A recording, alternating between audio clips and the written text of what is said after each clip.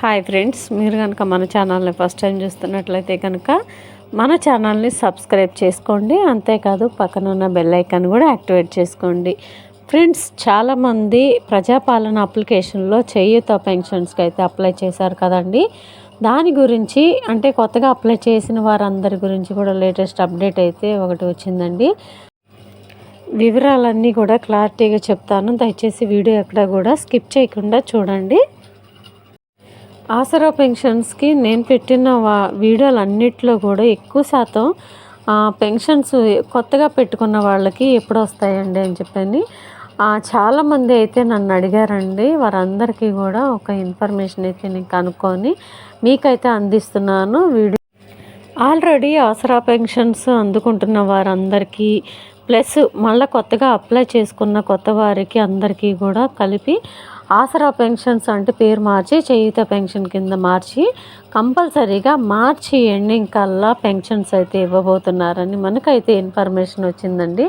మార్చి ending నుంచి April 15 లోపలైతే ఇవైతే రిలీజ్ చేయాలని చూస్తున్నారండి. ఈ లోపలే సర్వే అంతా కూడా కంప్లీట్ చేయాలని చెప్పేసి కంపల్సరీగా ఈ పథకానికి ఎవరైతే అప్లై చేసుకున్నారో వారందరికీ కూడా సర్వేకి రాబోతున్నారండి. ఆ ఒక్క చేయూత పెన్షన్స్ అనే కాదండి, మహాలక్ష్మి పథకం కింద 2500 ఎవరైతే అప్లై చేసుకున్నారో వారికి ఇందిరమ్మ ఇళ్ళకి సర్వే అన్నిటికీ కూడా రాబోతున్నారండి. నెక్స్ట్ ప్రాసెస్ అదే ఉంది. ఇంకా ఆల్రెడీ గృహజ్యోతి పథకం కింద సర్వే కూడా అయిపోతుంది.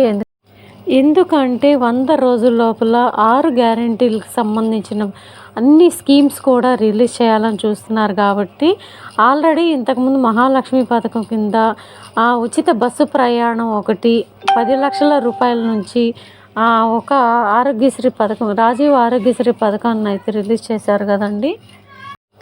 నెక్స్ట్ టార్గెట్ వచ్చేసరికి మహాలక్ష్మి స్కీమ్ కింద 2500 ఆడవారికి ప్లస్ కొత్తగా చేయూత పెన్షన్స్ అప్లై చేసుకున్న వారికి ప్లస్ పాత వారికి పెంచే విధానం కూడా అమల్లోకి తీసుకురాబోతున్నారండి. నెక్స్ట్ మార్చి ఎండింగ్ కల్లా కంప్లీట్ ప్రాసెస్ అంతా పూర్తి చేసి నెక్స్ట్ ఈ 2 పథకాలను కూడా రిలీజ్ చేయాలని చూస్తున్నారండి. మనకి ఇన్ఫర్మేషన్ వచ్చింది కాబట్టి వీడియో చేస్తున్నాను, మీకు అందరికీ షేర్ చేస్తున్నానండి ఈ వీడియోని. అందుకని ఇంకా ఎవరైనా కానీ ఒకవేళ సర్వేకి రాలేదని డౌట్ పడుతున్న వాళ్ళు ఎవరైనా ఉంటే కంపల్సరీగా వాళ్ళందరికీ నేను ఒకటే చెప్తున్నానండి, సర్వేకి అయితే వస్తారు.